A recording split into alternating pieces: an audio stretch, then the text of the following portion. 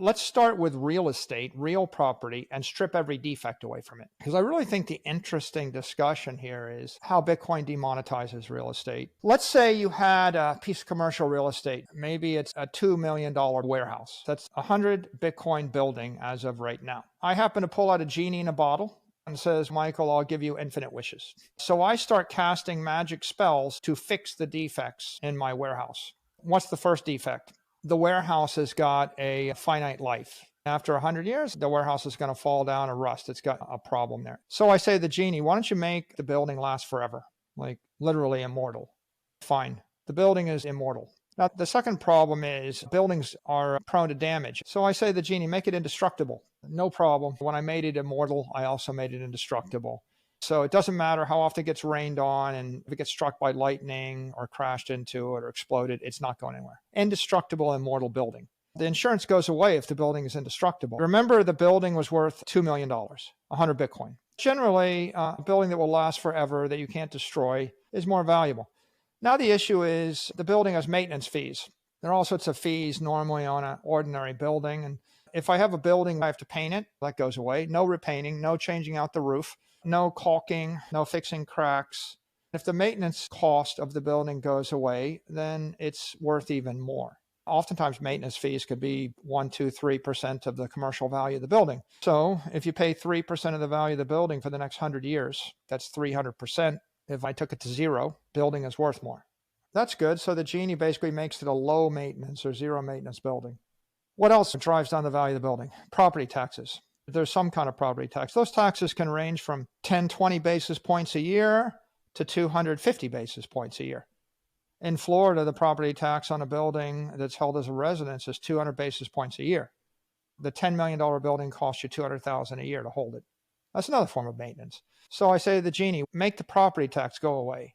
How do we do that? We move it out of space. It's not in a city. It's not in a country. It's in cyberspace. So in cyberspace, there's no property tax. Now I've got an indestructible, immortal, maintenance-free building with no property tax. It's getting a bit more valuable. Now, what's your next wish? So I say to the genie, make the building teleportable. The building is sitting in California, but all the customers are in New York City. So I blink and the building is teleported to New York City. Great. Now they want the building in Tokyo during the Tokyo Olympics. So I blink and the building is there.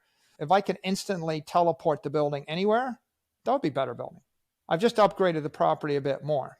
Now, what impairs the value of the building? A limitation on who you can rent it to. So when I can teleport the building, I can move it to any city, any place where there are people, and I can rent it to them. But the other problem is you can only rent a building maybe by the month, maybe by the year, maybe by the decade. What if I've got someone that's willing to pay me $100,000 a day, but they only want to rent it for 3 days during the Monaco Grand Prix? That's an example. During the inauguration in DC, when there's infinite demand and people will pay 10x as much. I need an office space in DC for 3 weeks. Can you teleport the building there? That would be easier to monetize piece of real estate. So I say to the genie, let me rent it to anyone for any period. Or another way to say it is, I want to be able to rent it anywhere at any frequency. That upgrades the value of the real estate. Now, someone comes along and looks at my warehouse and they go, I would pay you quadruple normal rent, but I only want a quarter of it. I'd like to be able to subdivide it. What if I could subdivide the building into 4 pieces and ship it to 4 different cities and sell it to the highest bidder? The ability to freely subdivide and recombine the property at any frequency makes the property more valuable. Here's the trick. Convert the building into a hotel, divide it into 100 rooms, and then make it into 30 suites, and then rent the suites for 30 hours each, and then recombine it into one big banquet hall, and then convert it back into a warehouse. What you're doing is you're morphing the building day by day, place by place to maximize the rents. Now you look at it like that, you say, that building I started with doesn't feel that good. It was static, it couldn't move, it couldn't reconfigure. This one sounds much better, a flexible building. Then my issue is, it's only a warehouse or it's only a whatever. I want to use it for anything. So the genie basically cast a spell and allowed me to convert the building into a school or a sports stadium or hotel. Or how about this one? Into a container ship.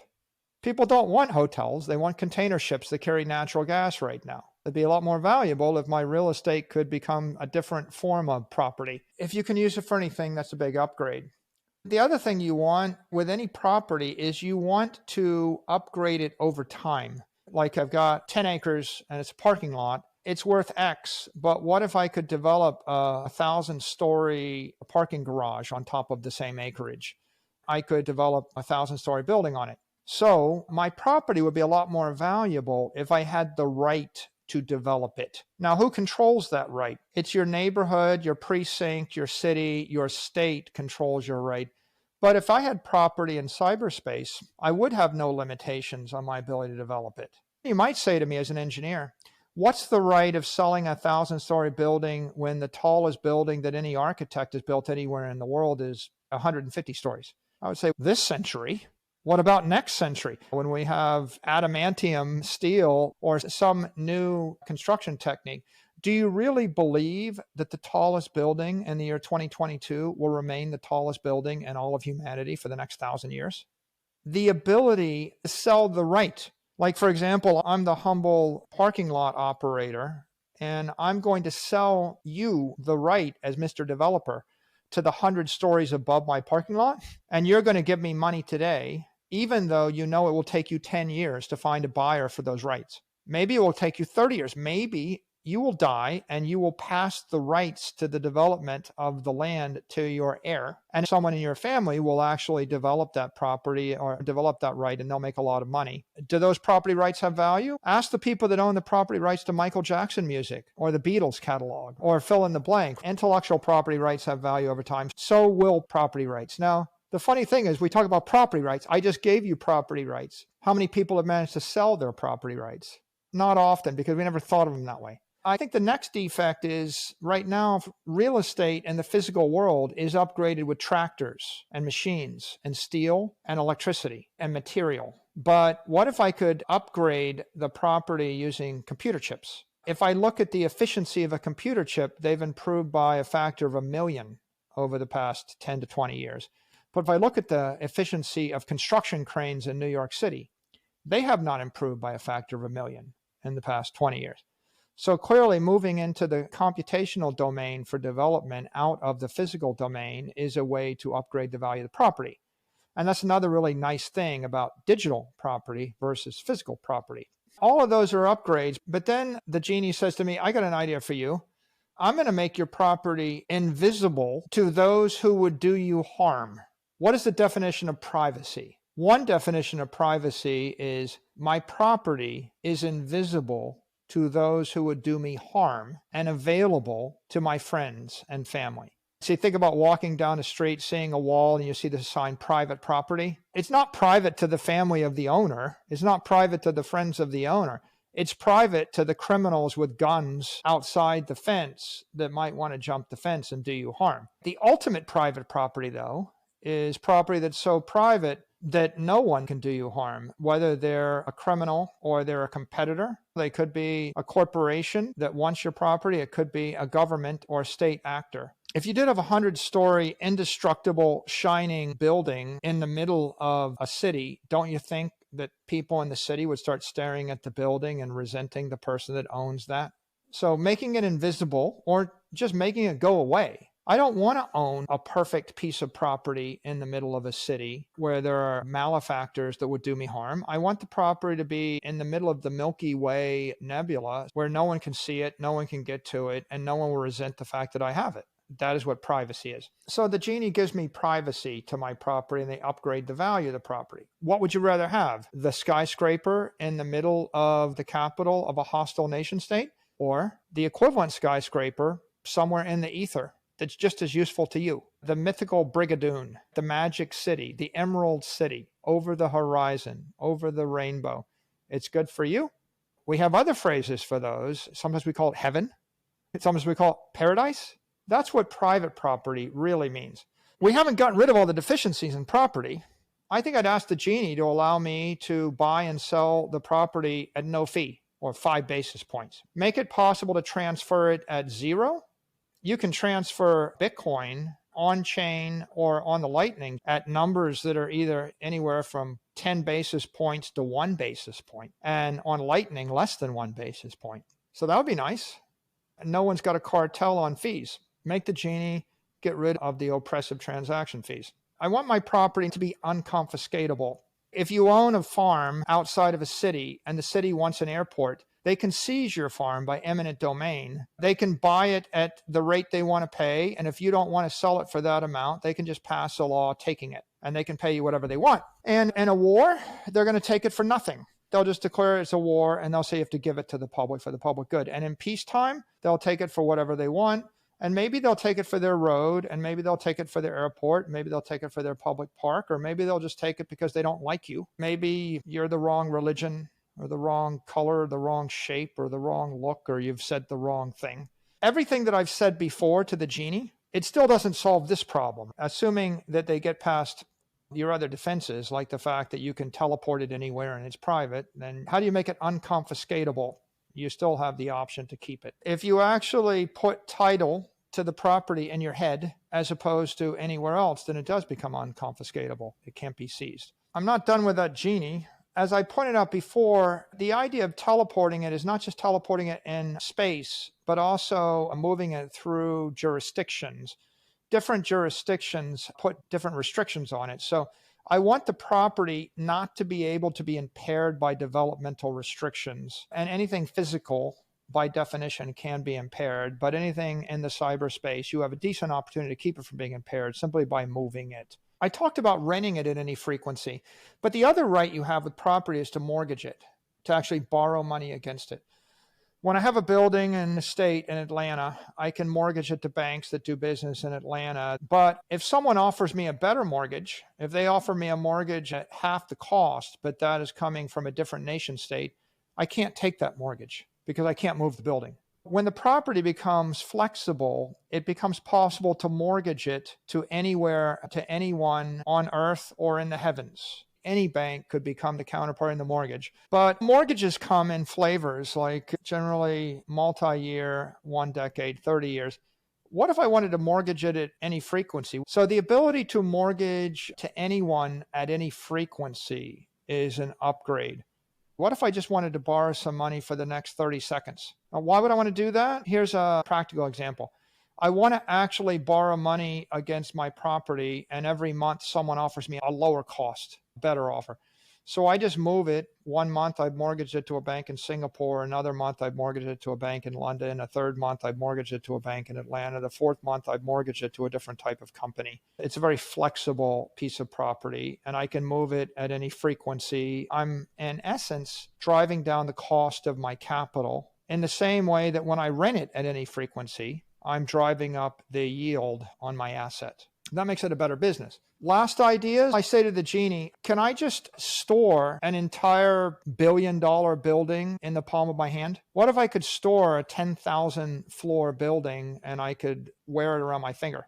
Infinite economic density. The black hole, the white dwarf of money. This infinite density gives me a lot of flexibility to manage the property however I want. And then I think my last twist, I say to the genie, I like the way you fixed my property and made it maintenance-free and indestructible and immortal, and allow me to program on a computer and move at the speed of light and make it non-confiscatable, etc. But now I'd like you to guarantee me that you don't sell more than 21 million blocks of this, or do this for more than 21 million in the universe forever. So if you actually could get the universe to agree that there'll never be more than 21 million blocks of perfect property, that's the icing on the cake. When I did everything else, I created digital property, but when I capped it at 21 million blocks, I made it digital scarcity, or the ultimate scarce property. What happens to property values when the city passes a law saying that no one can develop any more real estate, you cannot build any more buildings, or you can't build a building more than 10 floors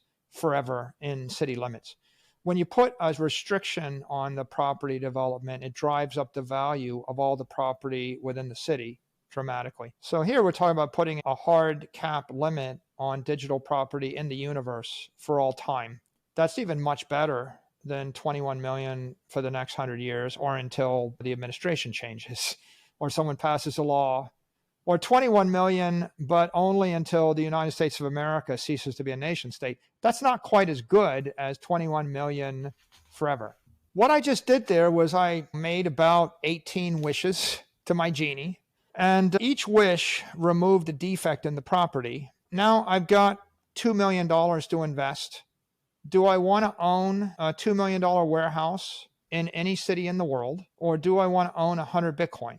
Seems pretty obvious. When you buy the $2 million warehouse, you are marrying the neighborhood zoning board, you're marrying the city, you're marrying the county, you're marrying the state, you're permanently married for life to the country. And if you think all of those will go on forever perfectly, you've still got the issue of acts of God. Now you're exposed to earthquakes, tsunamis, floods, fires, lightning strikes, hailstorms, global warming, etc.